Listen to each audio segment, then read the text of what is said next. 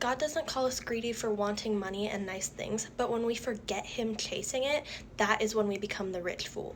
The parable of the rich fool is in Luke 12, verse 13 through 21, and it's about a wealthy farmer who had an abundance of crops, so he wanted to tear down his barns and build larger ones to store his crops in.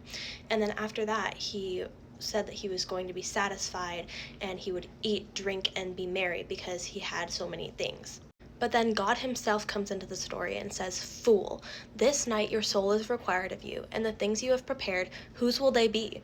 So is the one who lays up treasure for himself and is not rich toward God." Greed doesn't always look evil.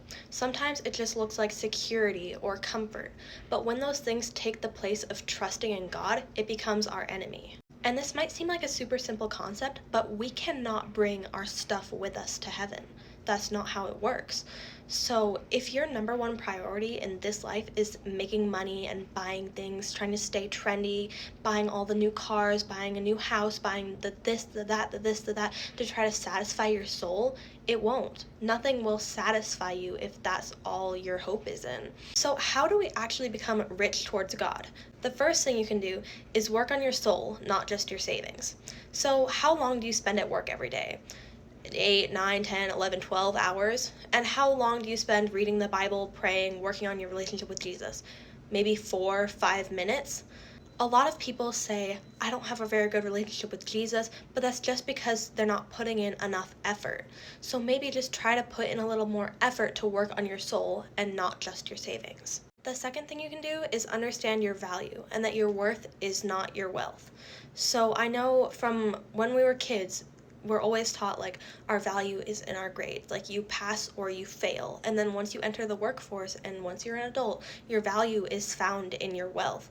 Your status is how rich you are, how poor you are, and that's where the world finds its value. But that's not where your true value is. The third thing you can do is seek the treasure that doesn't fail. The gospel and heaven and eternal life. That is the treasure that we should all be working towards and looking towards. Every single day our eyes should be on that and not the worldly possessions in this life. The fourth thing that you can do is give like crazy. If you find that you are just having an abundance of money and just spending it on frivolous things and that your eyes aren't looking towards heaven but they're just all about what you have, give it to other people. If money is what's holding you back, get rid of your money. And lastly, do it now. Don't wait for one day when you want to improve your relationship with Jesus, or one day once I have as many things as I want, once I have as many possessions as I was working towards, then I'll start giving to other people, then I'll start working on my relationship with Jesus. No, do it today or else you